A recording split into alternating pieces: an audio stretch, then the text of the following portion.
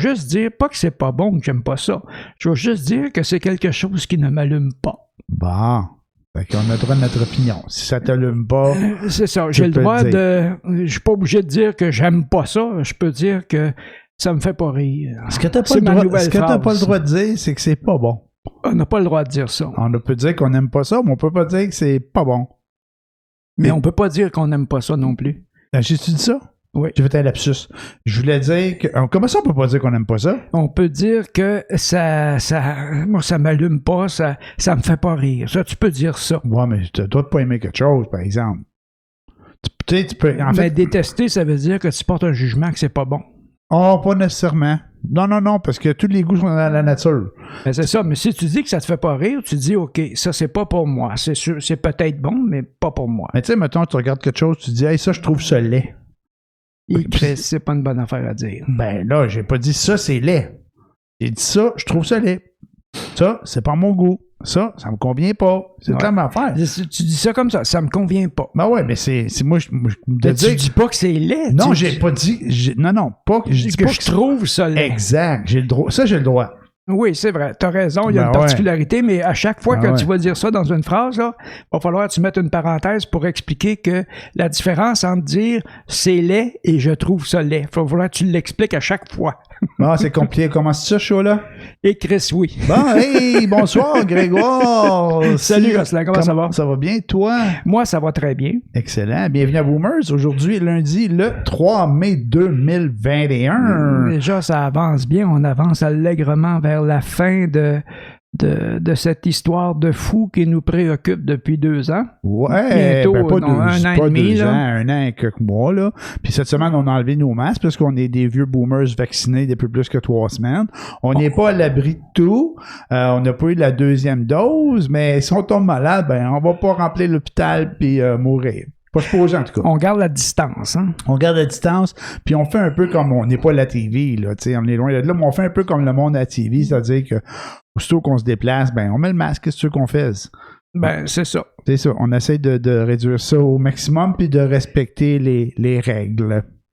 Ouais, ben, il y a des gens qui nous ont... Oh mon Dieu, il y a des choses comme ça qui me tapent sur les nerfs. Je suis outré pour 3 choses cette semaine qui m'ont ulcéré. Grosse semaine? Grosse semaine, certain. Ulcère numéro 1. Ulcère numéro 1, la parade des cons. Oh, pas là, j'aurais pas dû dire ça. C'est un gros jugement, ça? Oui, c'est un jugement, mais... Spirationniste. Ouais, aspirationniste, ouais. C'est juste quand t'as oublié un bout. C'est ça. Non, mais j'en reviens tout simplement pas. Là, c'est l'étape qu'on conteste. On veut pas respecter les règles sanitaires. Ils sont pas là pour faire chier le monde, là, à la base, là. Ils sont pas là pour une invention du gouvernement pour asservir le peuple. On n'est pas là du tout. C'est des mesures préventives pour essayer d'endiguer un problème qui peut engendrer un énorme problème de santé irrécupérable à la fin. Donc, en ayant des mesures sanitaires, histoire de réduire le champ d'action de la pandémie, ça nous permet de la contenir le temps qu'on trouve une façon de s'en débarrasser, qui est la vaccination. Ceux qui ne veulent pas porter de masque, généralement, ne veulent pas non plus de vaccin. Et bon, ça veut dire qu'il y aura 2 classes de citoyens dans la province de Québec, éventuellement, ceux qui sont vaccinés et ceux qui ne sont pas vaccinés.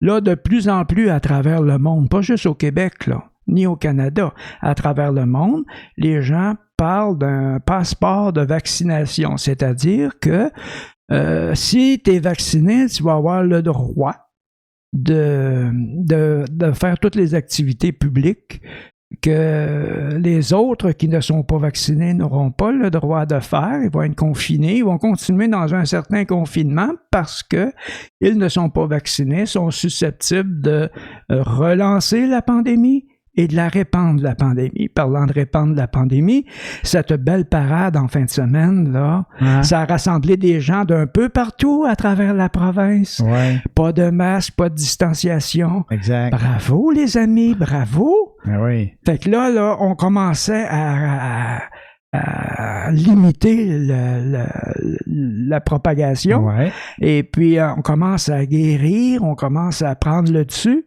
Mais là, ça va relancer. Il suffit juste d'un variant pour que tout reparte de plus belle. Ben, sincèrement, j'espère que non. Là. J'espère que oui. que non aussi. Tu sais, à un moment donné, t'entends le monde dire j'espère qu'ils vont être malades puis qu'ils vont comprendre. Non, j'espère pas ça. C'est pas une bonne idée parce que là, ils vont remplir les hôpitaux puis ils vont nous mettre dans la merde. Tu sais. Si c'était juste eux autres qui étaient dans la merde, c'est une chose. Là. Mais moi, ce que je pense aussi avec le passeport vaccinal, si jamais il y en a un, là, ben on va encore crier à la dictature sanitaire. Là. On va dire là, on nous contrôle parce qu'on n'a pas de vaccin. On n'a pas voulu de vaccin, c'est mon droit de pas avoir de vaccin.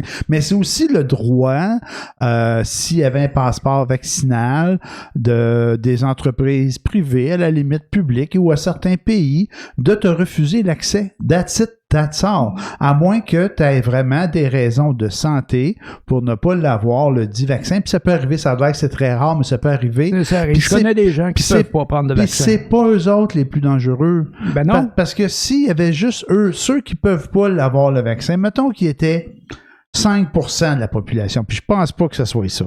Mais mettons qu'il était 5% de la population, puis que l'autre 95% elle serait vaccinée, bon, on aurait l'immunité collective, puis il serait même pas un problème, eux autres. On n'aurait pas besoin du passeport vaccinal. Fait que... Pas nécessairement, oui. C'est ça, on n'aura pas de besoin. Si on aurait l'immunité collective, tu sais, s'il arrivait des problèmes, ben... Malheureusement, ça serait peut-être ces gens-là qui seraient le plus à risque, ceux qui peuvent pas l'avoir, le vaccin, pour des raisons médicales. Fait que j'imagine qu'ils devraient se protéger, mais s'il y a une immunité collective, ça serait pas pire que c'est bon, moi dire ça, moi le dire. Ça serait pas pire que la grippe. Mais je dis pas que la COVID est pas pire que la grippe. Je dis juste que... Je comprends ce que tu dis. Non, mais je fais attention, parce que là, pas qu'on dise... J'ai déjà dit ça, moi, à un moment donné, là. C'est pas pire que la grippe, là. En janvier 2020. En termes de nombre, non? Non, pas en termes de nombre, en termes de on savait rien de la... Puis on sait encore pas grand-chose, mais on en sait plus, mais on n'en savait rien là, quand ça venait juste d'arriver en Chine. Là. La deuxième semaine de janvier, là, on nous montrait ça, puis ça n'avait pas de l'air pire que d'autres choses. Mais j'ai même entendu dire à la radio en janvier, à quelque part, à Ratio Arruda, là, avant que ça devienne trop gros, là, il avait dit « Oh, on n'est pas fou, Chris, là. » Il avait dit quelque chose du genre, là. Fait qu'on l'a plus entendu parler. Ça aussi, je trouvais ça drôle, on l'a plus entendu parler. Mais la journée qu'il avait dit ça, ça a passé partout dans les radios. Mais c'est ça. Fait que, effectivement, ça, c'est ulcérant.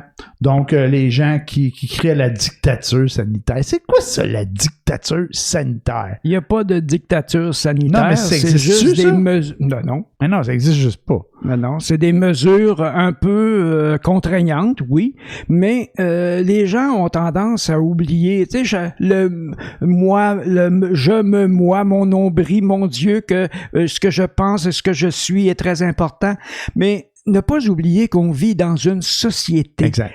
Et puis, dans cette société, vous avez des droits, des prérogatives et des devoirs. Ça, vous l'avez oublié, le mot devoir que vous devez respecter pour que la communauté se porte bien. Vous avez des devoirs envers la communauté. Tabarnak, oubliez pas ça. C'est sûr. Puis le devoir, c'est de faire en sorte que on prend les précautions pour empêcher cette fichue pandémie de faire suer tout le monde et de tuer du monde. C'est sûr que le taux de contamination, je pense qu'il n'est pas tellement plus élevé que celui de la grippe standard. Sauf que la grippe standard, t'en meurs très rarement. Tandis que la COVID, t'en sors pas vraiment quand tu l'as pogné. Et puis, faut en parler comme je voyais un reportage une entrevue avec Stéphane Rousseau qui l'a attrapé cet hiver, malencontreusement. Ouais.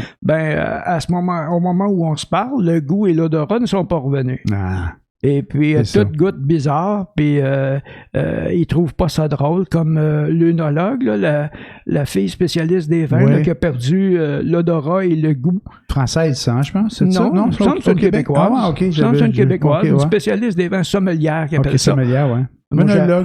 Œnologue. Oui, c'est ça. Je sais pas la sommelière est nécessairement un œnologue. Un œnologue n'est pas nécessairement un sommelier, probablement. Ah, OK. Anyway. Mais en tout cas, les deux travaillent dans le vin, puis c'est important, le goût puis l'odeur. C'est ça. Fait que, à long terme, on ne sait pas ce que ça donne comme problème. Et puis, oh là là. Donc, Ça, c'est le... hey, c'est ça ton ulcère numéro 1? C'était mon ulcère numéro 1. T'en as d'autres? Oui, j'en ai d'autres. Maintenant, on dirait dans ton ulcère numéro 1, t'avais 2-3 autres ulcères, mon gars. Ça se répand ton affaire. OK, ulcère numéro 2. Ulcère numéro 2, le traitement qu'on réserve à Marie-Pierre Morin. Oh!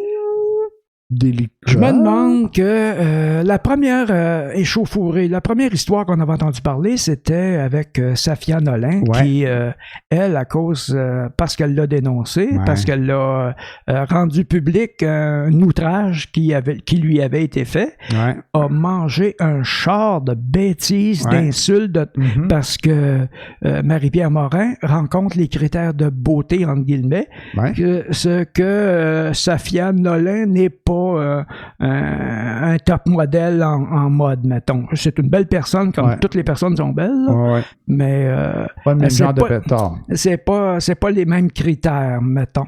Et puis à l'époque, je me disais, mais voyons, qu'est-ce qui s'est passé? J'étais mitigé un peu par rapport à ma réaction. Voyons, qu'est-ce qui s'est passé? C'est la première fois qu'on entendait parler d'une histoire comme ça avec Marie-Pierre Morin. Sauf que maintenant, Madame Morin, il s'avère que c'est la même chose que Salvaille, mais au féminin. C'est une hurluberlu qui pense que parce qu'elle a une popularité, un certain contrôle, un certain pouvoir, s'arroge le droit de outrepasser les règles de la bienséance fondamentale de base. Et puis, ce que je trouve outrageant maintenant, c'est le traitement que M. Lepage, que j'aime bien au demeurant, là, je le juge pas, mais que d'habitude, quand est arrivée l'histoire de M. Salvaille, il l'a pas réinvité, tout le monde en parle. Exact. Là, c'est le même type de comportement. Peut-être un peu, je sais pas. Disons que c'est un peu le même genre outrageant que les gens ne voulaient plus travailler sur certaines productions que si elle était là. Exact. C'est la même chose avec Salvaille, probablement, mais il pouvait pas le contourner, il était partout. Mais c'est ça. Je trouve bizarre que Guillaume Lepage lui ait donné le droit de parole, puis ça l'aide à se réhabiliter, à garder une certaine image. Alors qu'elle elle devrait passer dans le tordeur comme les autres. Sauf que c'est pas un gars, c'est une femme. On continue. Fait que le traitement qu'elle devrait avoir devrait être le même que les gars ont eu. On parle de Lacroix, Salvaille et Roson. Non, je comprends. Ils ont été wipés complètement. Je comprends. D'un autre côté, je suis d'accord avec toi, mais c'est un couteau à deux tranchants, par exemple. T'sais, dans le sens que elle a eu, on lui a donné comme la chance de revenir en lui disant, elle disait, j'étais pas fine, là, puis j'ai des problèmes de santé, pas de santé, mais d'alcoolisme, puis toutes sortes d'affaires, puis c'est correct, puis qu'elle se fait traiter, ça peut arriver, ça, puis qu'elle disait qu'elle avait le droit au pardon aussi, puis je dis pas que c'est correct, là, je relate un peu ce qu'elle disait, là, par rapport à ses propos, puis je paraphrase, là, elle a pas dit ça de même, puis qu'elle a dit qu'elle avait été irrespectueuse, qu'elle a causé du tort à du monde. D'un autre côté, elle s'est quand même présentée là. On lui a donné une tribune qu'on n'a pas donnée à d'autres, puis que c'est discutable. Peut-être qu'on n'aurait pas dû lui donner cette tribune-là. D'un autre côté, c'est un couteau à deux tranchants. Est-ce qu'elle allait là, puis elle s'aidait, ou est-ce qu'elle est? C'est pas clair. Ce qui est pas clair aussi, c'est ce qui est ressorti dans les médias après. Puis elle devait s'y attendre, j'imagine, si elle avait fait autant de gestes répréhensibles qu'il y en a d'autres qui parleraient, là. Tu sais, je pense que elle-même, je pense, d'après ce que j'ai vu, puis je l'ai vu dans l'entrevue, elle semble être capable d'identifier les gens qu'elle a blessés ou en tout cas, avec lesquels elle n'a pas été correcte.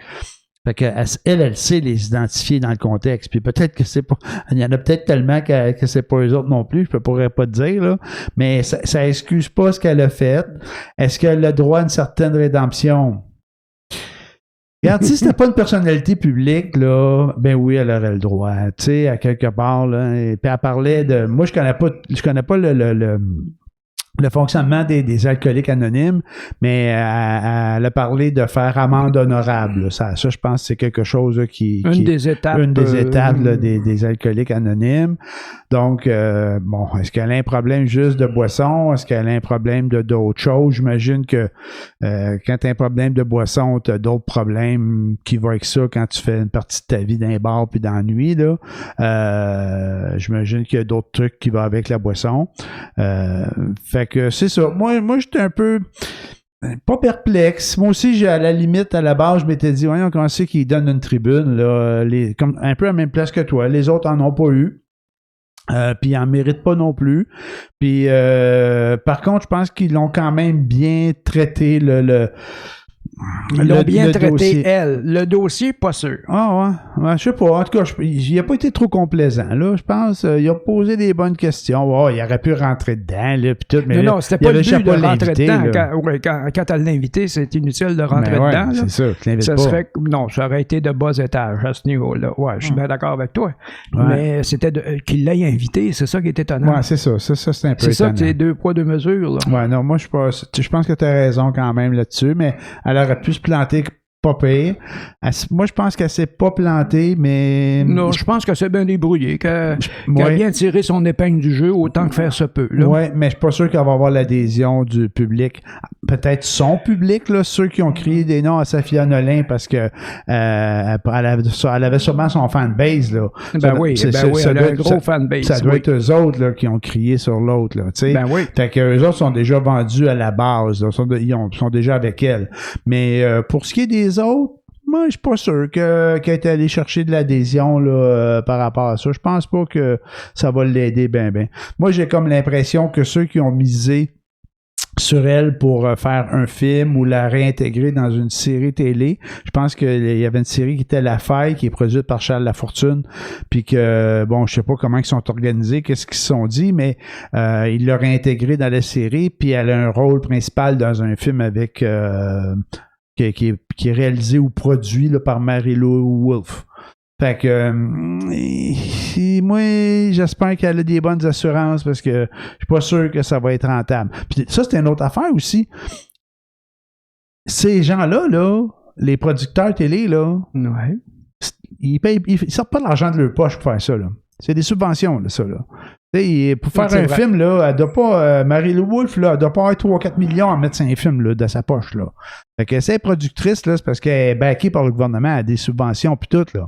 T'sais, puis c'est la même affaire pour les séries télé, parce qu'on n'aurait pas les moyens d'en faire si on n'était pas subventionné au Québec, là, des séries. Même s'ils sont pas d'ampleur, là, des grandes séries américaines, là. Je pense qu'il y a tout le temps de l'argent qui vient de l'État là, dans toutes nos affaires culturelles. Dans le générique à la fin, là, à la toute fin, là, ouais. Tu vois toutes les contributions. Ah, puis même dans des films américains, des fois, tu vois le gouvernement du Québec et le gouvernement du Canada. Là, quand les films sont tournés ici, là, ils ont des crédits d'impôt puis ils ont toutes sortes d'affaires. Là. Fait que ça, c'est l'autre affaire aussi. C'est vrai que l'État peut pas juger les gens, j'imagine. Là, mais en tout cas, ils ont eu quand même des subventions. Là. Il y a des gens qui ont accordé des subventions et qui ont fait confiance à ces projets-là. Oui, d'un autre côté, ça peut pas être pire qu'un film pas bon là, qu'ils ont financé. Qu'un navet. C'est qu'elle a un fanbase qui ici, c'est comme Julien Lacroix, il y a un fanbase très positif, là, que ils comprennent pas qu'ils puissent pas revenir, là. Ouais. Qu'ils sont avec lui mur à mur, puis qu'ils l'appuient, puis ils lâchent pas, puis qu'elle a ça aussi. Il reste pas moins que Marie-Pierre Morin, qu'on le veuille ou non. En tout cas, moi, je l'ai trouvé, c'est une excellente actrice. Ouais. Je l'ai vue dans un film où elle avait le premier rôle. Denis Arcand, là. Elle jouait une prostituée dans ça, là, de luxe, une call girl de luxe. Je pense que c'est ça, c'est un film de Denis Arcand, il me semble. Là. Un, c'est le plus récent. Là. Oui, c'est une histoire de vol. Un postier qui par accident se ramasse avec des sacs pleins d'argent. Là. Cette histoire-là. C'est un bon film bien ficelé. C'était vraiment le fun. Un bon film québécois, un film d'action avec un petit peu de budget, puis c'était correct. Marie-Pierre Morin, moi, je l'ai trouvée excellente dans ça. Ouais. Elle est très belle, elle est très bonne, puis elle est très tout. Mais ça, pour moi, là, elle vient de... Elle n'a pas perdu ses qualités d'actrice, parce qu'elle va être toujours aussi une bonne actrice, mais elle a perdu ses qualités de de personne, mettons. Ouais. OK. Tu sais, c'est toujours... à un moment donné, je m'obstinais avec... comment est-ce qu'il s'appelle? Donc, Avec Jonathan. Non, pas avec toi. Jonathan, en tout cas, c'est un intellectuel, vraiment quelqu'un de très calé, là. Un intellectuel. Puis il y a des gens intellectuels qui te parlent, toi. Ça m'arrive. Ouais. Et tu connu ce Jonathan-là ou c'est que... Oui, tu l'as connu, le Jonathan. Il a fait une mise en scène au Café Théâtre. Ah, OK, il est connu du Café Théâtre. Non, mais c'est un intellectuel vraiment valable. Je pensais que c'était Mathieu Bock-Côté, quelque chose de même que je connaissais pas, là, de ce genre-là. Mais OK, Jonathan. Et puis, on a eu ce sujet-là, ouais. Un grand écrivain, je me souviens plus lequel, je pense que c'était Jean Genet. Ouais. C'était un immonde de trou de cul, là. Okay. Mais sa littérature a été louangée. Mais il y a le dernier, le pédophile là, qui s'est fait ramasser, le Massenet, quelque chose de genre, pas Massenet, mais ça ressemble à ça comme nom. Un écrivain français, là... Est-ce que... Qui était couvert par toute la comment qu'on l'appelle, là, la gang de l'intelligentsia de la littérature française. Ouais, puis l'autre, là, comment il s'appelle, là, dans lequel il est la Ferrière, là, cette gang-là, là. Pas la comédie. Pas la comédie. Mais voyons. L'affaire française. Ben là. Oui. En tout cas, ça nous vient pas, là. Ouais. Tu sais, c'est le seul Québécois, là, qui est dans cette affaire-là, là. Anyway. Si on le dit comme ça, ils ne trouveront pas. Il faudrait avoir le téléphone puis checker. Les téléphones, je ne checkerai pas. Anyway. C'est ça, mais est-ce que son œuvre, de toute façon, son œuvre, c'est l'apologie de la pédophilie, là? Ouais, c'est ça. Alors, je pense que l'œuvre, elle vaut la même chose que le gars, ça va au vidange. Mais c'est évident. Il y a chose qui l'avait démoli, hein, je pense. Denise Bombardier à l'émission. Mais solide. Pivot, de Pivot, là. De Bernard Pivot, hein. Virgule. Apostrophe. C'est une joke, je savais que c'était apostrophe. Mais oui, ben c'était la seule qui s'était insurgée, puis c'était dans les années 90. Elle te l'avait ramassé. Mais solide, il en revenait pas, l'animateur, la mâchoire, il a descendu, puis le Pivot. Non, le gars, j'allais dire des mots vraiment pas gentils. En tout cas, le monsieur, on va dire monsieur. La merde? Ça. Le gars, il comprenait pas que quelqu'un lui mette sur le nez que c'était l'apologie de la pédophilie. Ben, il a dit carrément en pleine face. Je comprends pas que vous acceptiez ça, que vous trouviez quelque chose d'intéressant, que ce soit bon. Que vous trouviez bon l'apologie de la pédophilie. Tu sais, c'est vraiment, là... Tu sais, il y en a qui se croient tout permis. Ben, c'est ça. Quand tu as le pouvoir, tu te crois tout permis. C'est ça, l'Église. Anyway. Les prêtres, il y a plein de personnes de même en autorité qui abusent du monde. Là, puis, mais il y a la fameuse phrase que moi, j'ai été pensionnaire chez des moines. Ouais. Et je le dis ouvertement, je n'ai jamais été agressé d'aucune façon. Ouais. Ni de suggestion, de rien. Mais j'ai su après que certaines personnes, elles, l'avaient été par des gens que je côtoyais aussi. Okay. Mais je ne devais pas avoir une face de victime, j'imagine. Ouais. Mais c'est ça. Puis là, tu apprends ça, là, puis hop là. Non, c'est ça. Mais c'est déroutant. Mais ils les choisissent, leurs victimes. Ouais. Ils font un tri. Mais c'est sûr, ben oui, non, sont pervers, mais ils sont pas caves. Non, mais c'est vrai. Mais ils sont pervers dans tous les sens. Exact, tiens. Dans tous les sens du terme. Ils sont pervers parce que c'est il y a des gens, des jeunes qui sont déjà martyrisés, sont déjà maganés. Ils en profitent parce qu'ils ont une faiblesse, sont vulnérables. Un autre là, qu'on a entendu dire à un moment donné qui était pas fin, là, c'était pas Depardieu?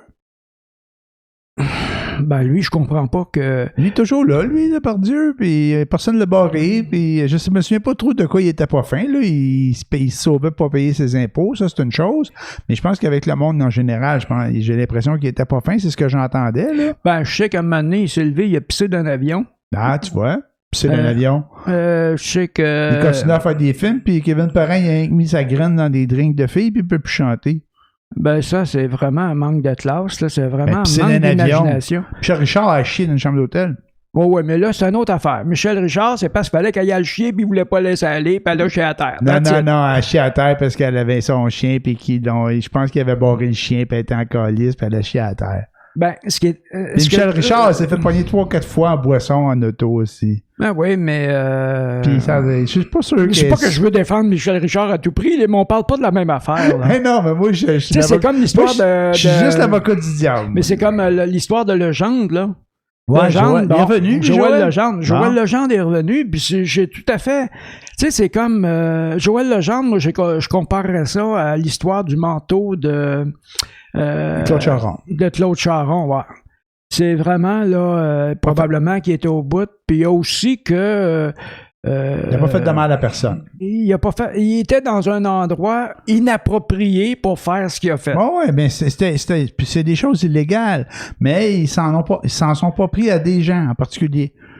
Non, en fait, ce que j'ai compris de l'histoire, c'est que il a montré il a montré son anatomie à un autre adulte. Oui, consentant, j'imagine. Consentant, mais qui était un policier qui l'a... il s'est fait frémer. Il s'est fait frémer, qu'il l'avait piégé, parce que dans ce coin-là, qui est d'un parc familial, mais dans un coin où la famille ne va pas d'habitude, probablement que c'est arrivé. Ah ouais. Mais, tu sais, c'est comme, à un moment donné, c'était les rest-area dans ces autoroutes, là. Ouais. Je sais pas si c'est encore le cas, mais c'était des lieux de rencontre. Des lieux de rencontre, oui, dans les petits sentiers en arrière. Je pensais que c'était direct j'avais entendu ça. Il y avait direct dans les toilettes, Il y avait lu ça dans les journaux, là. Oui, il y avait, c'était... C'est un lieu de rencontre fortuit pour des gens qui n'assument pas ouvertement leur sexualité, probablement. OK. Et puis, à ce moment-là, c'est sûr que c'est déplacé, mais comment je te dirais ça, donc? Ça manque de classe, ça manque de respect, oui, je suis d'accord, mais ça ne met pas à risque, ça ne met pas en danger qui que ce soit d'autre. Exact. Tu sais, ça ne nuit pas à quelqu'un qui... Quelqu'un peut passer là, s'il s'en rend pas compte, ben, tu sais, ça n'a rien changé à sa vie. Rien, exact. Sauf que le voir, c'est pas toujours intéressant, mettons. C'est quasiment pas une bonne idée, ça n'a pas sa place, c'est déplacé, c'est pas correct. Mais il n'y a pas eu d'atteinte à la personnalité, à l'intégrité, puis à la moralité, puis à la psychologie des gens, là. Dans l'histoire de Legendre. Mm-hmm. Mais les autres, c'est pas ça, là. C'est des agressions physiques. C'est dégradant pour la personne qui le subit, puis c'est pas la même chose. Ulcère numéro 3. Ulcère numéro 3. Là, c'est... oh boy. Là, je vais me mettre les pieds dans le plat. Il y a bien du monde qui va me pitcher des roches. Il y a juste une centaine de personnes qui nous écoutent. Ils vont rester 27 après ça. Vas-y, go. J'ai aucune idée de quoi il va parler. C'est le slam de Daniel Goudreau. David Goudreau, oui. Le slam là, sur les gars, là, l'homme, là. David, OK, excuse-moi. Ouais. Bon, c'est les réactions des gens sur le slam de David Goudreau. Ouais. Il y en a qui ont osé dire que il devrait pas parler pour les femmes. Il parlait pas pour les femmes, il parlait à des gars. Il parlait même pas des femmes, il parlait du comportement des gars par rapport à eux-mêmes. Exact. Et puis, pourquoi que... C'est complètement stupide, rendu là. Tu sais, c'est probablement des féministes. Puis ensuite, il y en a d'autres que c'était trop binaire, que ça s'adressait juste à des gars. Ouais. Mais tabarnak! Mais le problème, là, ça, c'est le problème là, de la culture. Parce que c'est un très bon texte. C'est le problème là, de la culture, de la cancel culture qu'ils appellent. Là. J'ai vu le terme français là, récemment. Les woke. Les woke, c'est ça. Mais la cancel culture, il y avait une belle traduction de ça. Là. Puis tu sais, à quelque part, c'est que tout le monde est outré. Non, c'est pas tout le monde qui est outré. Là. C'est 3 ou 4 personnes qui est outré. Puis on dirait que parce qu'ils ont une façon d'envahir les réseaux sociaux, là, qu'on dirait qu'ils sont des milliers. Là. Puis des fois, ça en prend juste un pour chialer. Il y en a un qui avait chialé puis Radio-Canada a arrêté la petite vie. Là. Fait que, Ouais, t'imagines, là, ces pour affaires-là. l'histoire là, de Brad White, là? Ouais, pour L'épisode l'affaire de avec Brad White. White. Puis c'est quoi, David Goudreau ou Gaudreau? C'est Goudreau. Mais lui, là, il a écrit son texte, là, puis il s'adressait au gars, là. Puis c'est pourquoi il l'adressait au gars? Parce que c'est les gars, le problème. Ben oui. Fait qu'il y en a peut-être des exceptions, là, tu sais, pis là, il faut pas juste éduquer nos garçons à respecter les gens, faut éduquer nos enfants. Ben oui, il faut éduquer nos enfants, je suis d'accord, mais c'est les gars qui font ça. Fait que passer le message aux gars d'arrêter de faire ça, puis de changer nos comportements dans l'éducation des enfants pour pas qu'ils fassent ça. C'est bon, il y a quelque chose qui marche pas là-dedans, puis le problème, c'est pas les femmes, c'est les gars. Ouais, mais je connais un gars qui se fait débattre pour sa femme, gars, c'est une exception. Moi, je connais un gars qui a jamais fumé et qui avait le cancer. Non, mais je veux dire, tu sais, on s'entend-tu que... Oui, je comprends ce que tu veux dire. Il m'a donné, là, le problème, là, c'est des homicides, là, la femme, elle a tué son chum, là, t'en vaut pas tant que ça, là, tu sais. Puis quand elle l'a tué, c'est parce que c'était légitime défense la plupart du temps, j'imagine. Fait que des affaires, des féminicides, là, comme on en a eu 10, là, c'est pas des femmes qui se font tuer par des femmes, là. C'est des femmes qui se font tuer par des gars qui sont fait crisser là, des gars qui avaient pas d'allure, puis toute la violence, là, ben, c'est la plupart, moi, j'ai pas de chiffres, j'ai pas de données, là, mais je te dirais que c'est pas loin du 100%. Puis je sais que c'est pas 100%, il y a des exceptions, puis il y a peut-être des gars qui sont malmenés, là, mais je pense que le problème, là, c'est les gars. Et voilà. Ben, en fait, la violence faite aux femmes, généralement, dans 99,9% des cas, ça vient des hommes. Ben là. Et puis, tu sais, il y avait cette phrase, tu ne frappes pas une femme, même pas avec une fleur. Exact. Ben, c'est ça. Exact. T'es en plein ça. C'est ça. Mais il en reste pas moins que il y a des gens qui ont réussi à critiquer un excellent texte qui était très punché. J'ai adoré ce texte-là, même que je l'ai partagé sur ma page Facebook. Oui, c'est sûr. Il a été partagé. J'ai vu passer à la TV, je suis pas sûr que... Ah, ben tout le monde en parle Tout le monde en parle hier soir. C'est ça, puis 2 millions, je pense, de personnes qui l'ont vu, son affaire. Mais là. ça valait vraiment la peine. Là. Ben, mais tant mieux.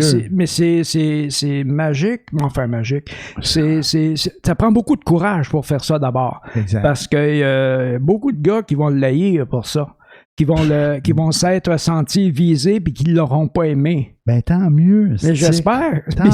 C'était ça le but. Mieux, C'est ça qui fait que ça y prend beaucoup de courage pour faire un texte de ce genre-là.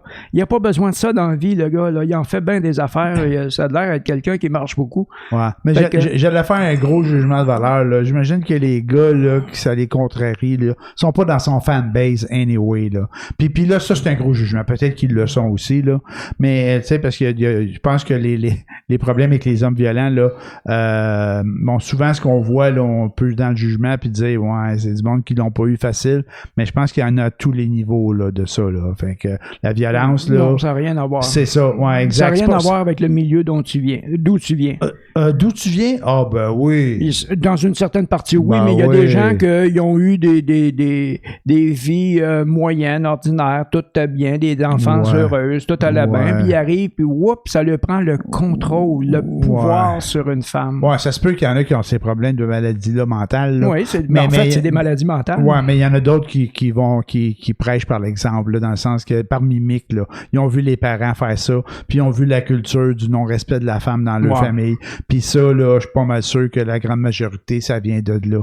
Le gars qui a vu son père lever la main sur sa mère puis traiter les femmes comme des mardes, ben il y a des chances qu'il fasse ça lui aussi. Puis ça, là... Puis, malheureusement, je pense que oui, moi. L'environnement, il est pas beaucoup, puis il y en a peut-être une couple là, qui pète des coches, là, ça se peut, là, mais je pense que ça commence... Quand il parle de l'éducation, là, je pense que c'est un bon bout à faire, ça, de partir de là, puis d'éduquer les gens. Moi, j'aurais jamais fallu que je lève la main sur une femme, je me serais fait tuer, c'est pas tuer, on dit plus ça maintenant. Je me serais fait ramasser par mon père en esti. Ouais. Fait que c'est ça. Fait cette culture-là, moi, j'ai jamais compris ça. Puis j'ai été éduqué dans ce sens-là. Mais il y en a d'autres que c'est le contraire. Ils voient le père crier après la mère, après les filles, les traiter comme des mardes. Fait que lui, qu'est-ce qu'il pense? Il pense que c'est la bonne affaire, là. Ben oui. Ben c'est ça. Puis même quand il dit après c'est la mauvaise affaire, je m'en fous, moi, c'est bon pour moi, je vais le faire pareil ici. Mon père faisait ça, on va faire pareil. Voyons donc. Puis ça, on parle de la culture québécoise, puis là, je veux pas faire de racisme, mais il y a d'autres cultures où que les femmes sont encore moins comment je pourrais dire? Respectées.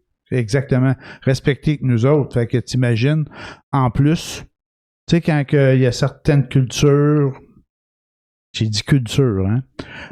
Où ce que la femme n'est pas au même niveau que l'homme, puis ainsi de suite. T'imagines-tu comment eux ont le bon bout du bâton, puis comment ils pensent qu'ils ont le droit de le faire, d'être violents puis inadéquats avec les femmes, puis qu'ils le font aussi? C'est ça.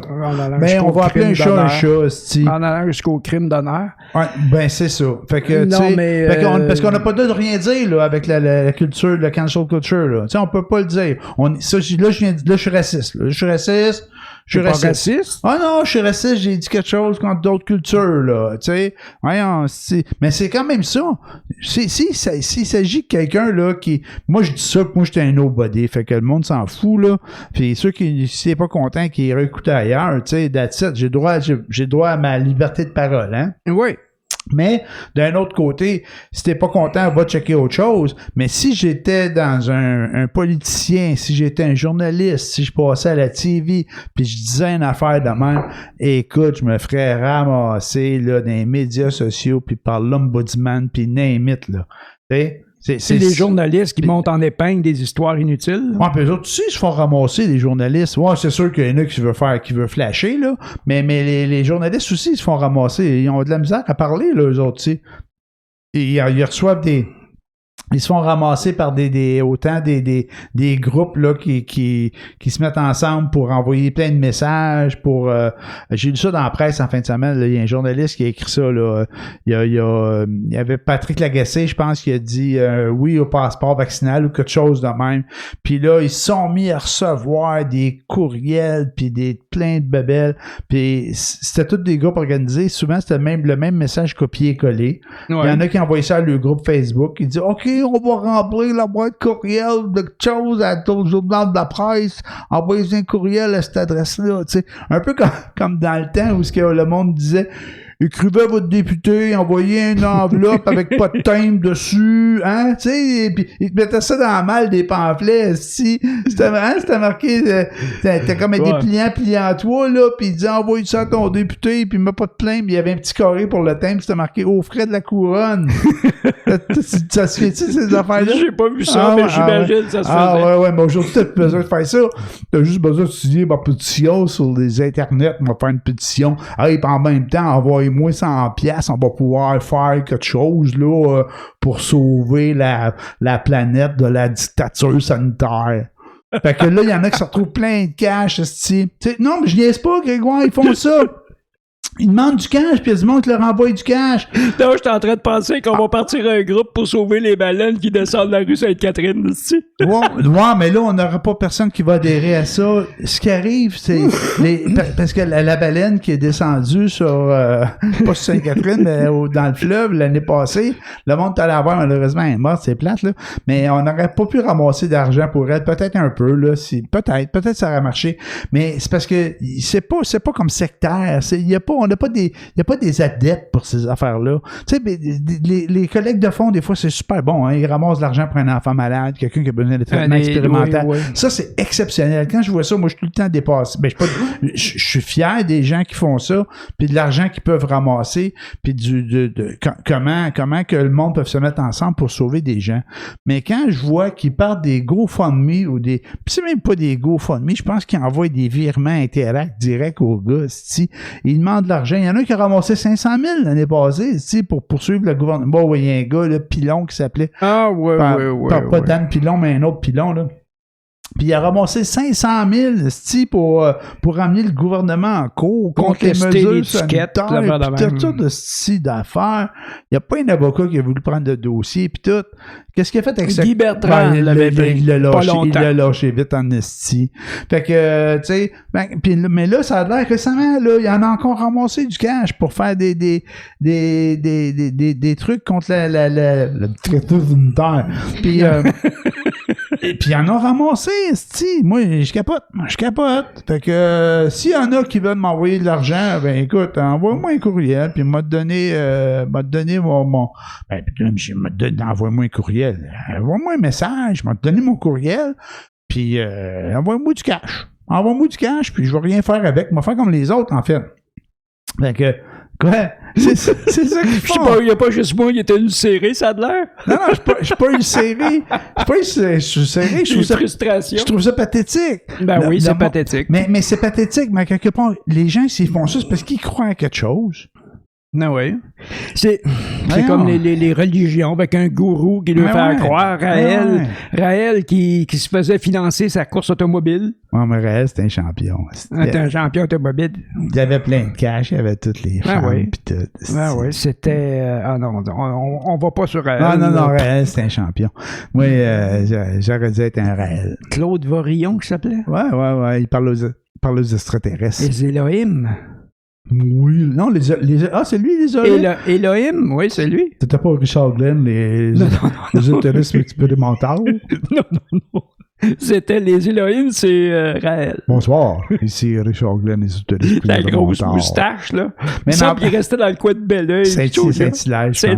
Mais je l'ai déjà écouté, cette émission-là, moi, des ésotérismes expérimentaux. Ça passait, pour ceux qui ne savent pas de quoi qu'on parle, je sais pas si ça passait partout au Québec, mais dans la région de Montréal, sur la chaîne du câble, là, tu sais, il y avait un poste communautaire. Télé communautaire, le Canal 9. Puis, il y avait ça qui passait. Mais c'était assez populaire pour que Rock et Belles Oreilles s'en moquent. Il me semble que c'est Rock et Belles Oreilles qui se foutait de sa gueule. En tout cas, ou d'autres humoristes. Tous les humoristes ont fait quelque chose avec l'ésotérisme expérimental. L'ésotérisme expérimental. Ouais, avec Richard Glenn. Oui, mais à un moment donné, il s'est fait pogner de pédophilie, lui. Non, un autre. C'est ça, mais enfin, des allégations pour comportement déplacé. Moi, le dire de même, là. Bon, fait que là, ton troisième ulcère, comment il va? David Goudreau, tapez ça, puis allez écouter son slam. Ouais. C'est vraiment bon. D'abord, tout ce qu'il fait a de l'air vraiment très bon. Ouais. Donc, oui, allez voir David Goudreau. C'était ça mon troisième frustration. Cette semaine, à Boomer, ça a été les 3 ulcères de Grégoire. Et voilà, c'est tout pour Boomer cette semaine. On va finir là-dessus. On va finir là-dessus. C'est assez, si bol. Mais là, l'outré. Arrêtez d'être outré, monsieur. Bon, non, OK, j'arrête d'être outré, mais j'ai une pensée respectueuse pour les gens qui sont décédés dans la bousculade du Mont Méron en Israël. OK, moi, je suis pas religieux, les gens ont le droit de l'être. Ils ont le droit d'avoir la religion qu'ils veulent, de la pratiquer comme ils veulent, mais un incident comme ça, c'est vraiment... dérangeant. Ça m'attriste, vraiment. Non, c'est pas le fun. Alors, j'ai une pensée spéciale pour eux. Non, c'est vraiment pas le fun. Puis, ça devrait pas arriver, ce genre d'événement-là, c'est sûr. Puis, il y a plein d'affaires qui devraient pas arriver. Tu sais, ce qui arrive en Inde actuellement, puis... Puis plein d'autres situations, c'est certain. Mais, tu sais, comment je pourrais dire, je veux pas mettre de l'huile sur le feu. Il n'aurait pas fallu qu'il y ait des morts là, mais d'un autre côté, il avait permis à Israël, où les gens sont beaucoup vaccinés, où ils ont relâché les mesures sanitaires, je crois, hein? Dans le sens que, en tout cas, avec certaines façons de faire, si je me trompe pas. Puis ça, c'est un événement qui habituellement rassemble 500 000 personnes. Puis là, cette année, il avait permis de le tenir, mais il avait dit 10 000. Il était 100 000. Ce que je veux dire par là, c'est que à un moment donné, là, ils mettent des règles, puis ils organisent une affaire pour 10 000, puis qu'ils disent que c'est 10 000 à cause des règles sanitaires, puis ils arrivent là, puis ils sont 100 000. Il y a un problème qui est ailleurs. En fait, le problème, il devient gouvernemental, étatique, parce que il aurait dû savoir que les gens se déplaceraient en masse mais en masse, je veux dire, une masse de gens énorme pour qui se présenteraient à ça. Parce que de la façon que j'ai lu sur le sujet, pas très développé, là, mais c'est une fête très, très, très importante pour les Hassidiques. Oui, je comprends. Puis puis c'est vraiment terrible ce qui est arrivé là. Mais tu sais, le gouvernement, il colle la shot pour 10 000, puis il arrive 100 000. Absent quelque part, je vais faire un parallèle avec ce qui se passe chez nous. on a le droit de manifester, on a le droit de fêter, mais on met des règles et on les respecte pas. Tu sais, il y a 12 TQ qui font un party dans les logements, là, la police rentre, ils ont 12 tickets. Il y a 10, 15, 20, 30 000, je sais pas combien qui étaient, là, c'est pas clair, là, les chiffres sont jamais pareils, là, mais mettons qu'il y avait 10, 15 000 personnes qui étaient rassemblées pour des mesures, pour protester contre les mesures sanitaires. Ils ont le droit de faire des manifestations. Mais il y a des règles qui sont que tu as une distanciation, il y a le port du masque, puis tout ça est obligatoire. Puis ça a l'air qu'ils ont donné 16 ou 26 tickets. Quelque chose de même. Ils ont donné 26 tickets pour 30 000 personnes qui étaient là. Je dis pas que les 30 000 étaient illégales. Là. Il y en a qui portaient le masque, ainsi de suite. Oui, il devait en avoir qui avaient un comportement adéquat. Là. Adéquat, ben oui, sûrement. Mais tu sais, d'un autre côté, c'est quoi le message qu'on envoie? 26 personnes. J'ai lu quelque chose sur Twitter, puis le monde disait, expliquez-nous l'affaire, là, c'est quoi le truc? C'est que si tu veux pas avoir d'étiquette, mais fais pas un événement à 12 dans ta cour, fais un événement à 25 000 au Parc Maisonneuve, là. Tu sais? C'est ça. Fait que, en tout cas, on est quasiment rendu à la fin, là. Je suis tanné de parler de ça, là. Je suis rendu à bout. Non, mais c'est vrai pareil. Je suis vraiment tanné, là, dans le sens que... c'est toujours à refaire. C'est toujours à refaire, puis on est presque rendu. Pourquoi que ça continue? Si bol. Ils crient encore contre les mesures sanitaires. Regarde, faites confiance au vaccin. Si vous voulez pas y aller, allez-y pas. Mais si on a 80%, là, 85%, là, pour les... À un moment donné, c'est 70%, là, j'ai entendu 80-85 là, pour une immunité collective, ben allons-y pour l'immunité collective. Ceux qui veulent pas y aller, ben allez-y pas. Vous n'aurez pas le passeport vaccinal, mais ce sera votre choix. Puis après ça, vous allez venir faire des protestations, là, des manifestations pour dire que c'est comment qu'on dit, c'est contre mes droits et libertés, anticonstitutionnel. Que je peux pas avoir une bière avec mes chums parce que les autres sont vaccinés. Ben ouais, c'est ça. Puis moi, pourquoi, là, j'ai pas besoin d'un passeport vaccinal? Ben oui, mais Chris, t'as fait le choix de pas avoir de vaccin. Ben, celui qui t'accueille, il peut faire le choix de dire que je t'accueille pas. C'est ça. C'est comme ça. C'est que tout le monde a des droits, mais la communauté a des droits aussi. Exact. Qui sont les devoirs de chacun des citoyens. Fait que ce que j'espère, c'est que cette manifestation-là ne va pas relancer la pandémie. J'espère. Ce qui est malheureusement une bonne façon de le faire, là, c'était ça. Ouais. Et puis, parce que là, non. Non, mais il est quand même... Vraiment. Je prends pas la défense de personne. Il était dehors. Il respectait pas les règles, mais je pense que le risque est pas très élevé quand même à l'extérieur. J'espère. Mais d'un autre côté, regarde, prenez un break. Prenez un break d'un mois de manifestation, là. Allez vous faire vacciner ou allez-y pas. Vous voulez pas y aller, allez-y pas, mais laissez les autres faire. Attendez que les choses se passent. On est presque rendu, là. Tu trouveras d'autres choses à manifester après, là, tu sais, par rapport à d'autres bébelles, là. De toute façon, regarde, la pandémie, là, va amener une hausse des frais, des produits et services, là, astronomique. C'est-à-dire que l'inflation va partir en flèche. Alors, tu pourras protester contre ça. Tu pourras descendre la rue Sainte-Catherine pour protester contre la grosseur des petits pois d'un canne de l'ébise. Mais, tu sais, il y aura toujours quelque chose à protester. Ouais. Mais câlisse, laisse la pandémie finir, s'il te plaît. C'est ça. Viens pas faire chier le monde puis ralentir le groupe. C'est quand même là. On est presque rendu. Hey, on est en train de vacciner tout le monde, là. Dans 2 semaines, là, ça va être ouvert à tout le monde, à part les enfants. Puis les enfants, là, ils sont en train de checker ça pour qu'ils puissent se faire vacciner avant de retourner à l'école. En tout cas, les 12 ans et plus sont en train Avant septembre? Avant septembre. Fait que, tu sais, si tout le monde, là, la population québécoise, on a eu une première dose avant le 24 juin, puis on est bien parti pour ça.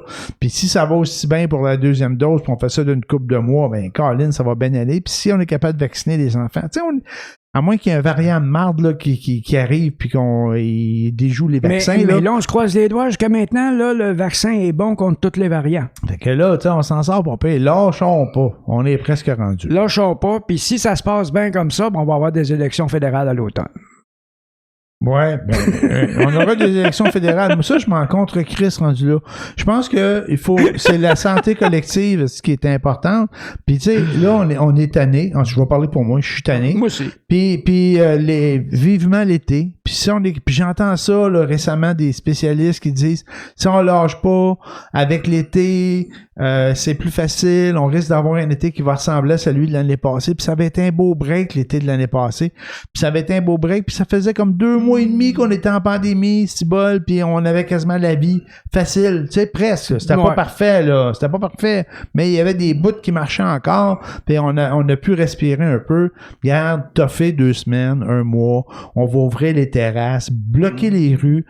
Permettez aux restaurateurs de prendre la rue au complet. Tu sais, tu bloques le jeudi soir là, jusqu'au dimanche après-midi, jusqu'au dimanche soir, lundi matin.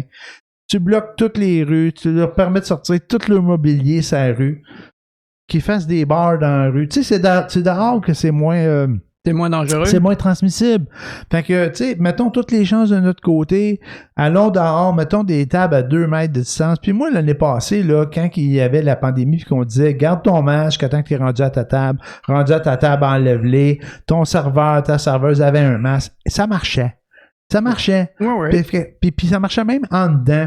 Fait que faisons ça à l'extérieur, les journées qui fait beau, puis laissons respirer le monde un peu. On est rendu là. On a besoin de ça aussi. Puis je crie pas contre les mesures sanitaires, là, de dire que c'est trop restrictif. Pas ça que je dis. Je dis que si on lâche pas, on est capable d'avoir un break puis de respirer un peu cet été. Ça de va commencer faire du bien à avoir tout le monde. certaines libertés de mouvement, de sortie, on va avoir une vie. C'est sûr que la vie, ce que c'était avant la pandémie, ça ne reviendra pas. D'après moi, là, on va toujours rester avec un fond de prudence à observer tout le temps. Oui. Mais on peut arriver à quelque chose de moins pire à tout le moins, de très vivable, très viable. C'est sûr que c'est comme les voyages à l'étranger, pas sûr que ça va être possible. Et si t'es pas vacciné, c'est sûr que c'est impossible. Peu importe le pays où tu vas aller, si t'es pas vacciné, tu pourras pas y aller. Je pense que non. Fait que tu iras te plaindre. Tu iras chialer. Ne battez pas juste. Tu iras faire une manifestation sur Porto Rico. Sur Times Square. Hein? Tu te rendras pas à Times Square. Tu passeras pas aux douanes. Ils vont te virer de bord, puis pas avec des gants blancs. Tu te rendras pas, man. C'est pas ça, Bon, hey! Bon, OK, c'est assez. Fait que, c'est chialé pour aujourd'hui. C'est tout pour Boomers cette semaine. On va essayer de pas chialer la semaine prochaine. Ouais, on va essayer. Fait que Grégoire, il va aller prendre un verre de lait pour calmer ses ulcères. Bonne semaine. Bye tout le monde. Sur la vie, bonne semaine. Au revoir.